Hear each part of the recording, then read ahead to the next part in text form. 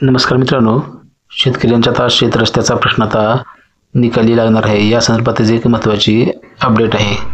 तर बघा, शेतकऱ्यांना आपल्या शेतात जाण्यासाठी शेत रस्ता, पाणंद रस्ता अत्यंत महत्त्वाचे असतात. अतिक्रमित व बंद झालेले शेत रस्ते, पाणंद रस्ते गाव नकाशाप्रमाणे मोकळे करून देण्यासाठी तालुका पातळीवर सस्ती अदालत उपक्रम राबविण्याचे निर्देश विभागीय आयुक्त दिलीप गावडे साहेब यांनी दिले आहेत. या संदर्भातच आपण सविस्तर माहिती पाहणार आहोत. तत्पूर्वी चॅनलवर नवीन असेल तर चॅनलला जरूर सबस्क्राईब करा आणि बेल नोटिफिकेशन ऑल करा. अशीच माहिती पूर्वी तुम्हाला व्हिडिओ मिळत जातील. तर व्हिडिओची आपण सविस्तर माहिती पाहूया. तर बघा, मराठवाड्यातील 8 जिल्ह्यातून नागरिक आपल्या शेतरस्त्याचा प्रश्न संदर्भ घेऊन ते आयुक्तालय भेटायला जातात.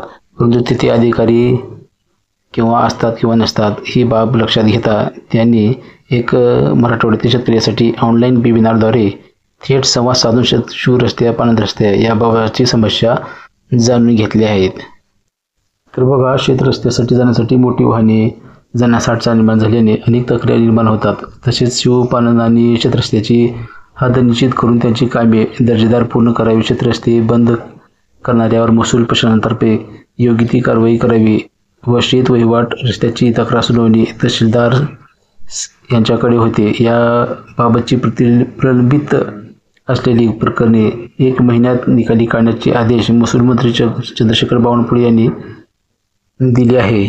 त्यानुसार सर्व तहसीलदार यांनी कारवाई करावी असे विभागीय आयुक्त यांनी निर्देशही दिले आहेत.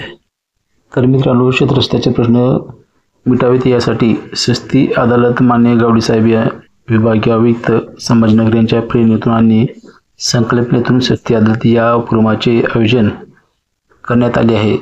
सस्ती अदालतचा मुख्य उद्देश म्हणजे शेतकऱ्यांच्या परस्पर सलोखा आणि समन्वयातून पाणंद रस्ते, शिवरस्ते, शेतरस्ते मुक्त व मोकळे करून शेतीसाठी जाण्याचा मार्ग मोकळा, न्यायपूर्वक तोडगा काढणे हा होय.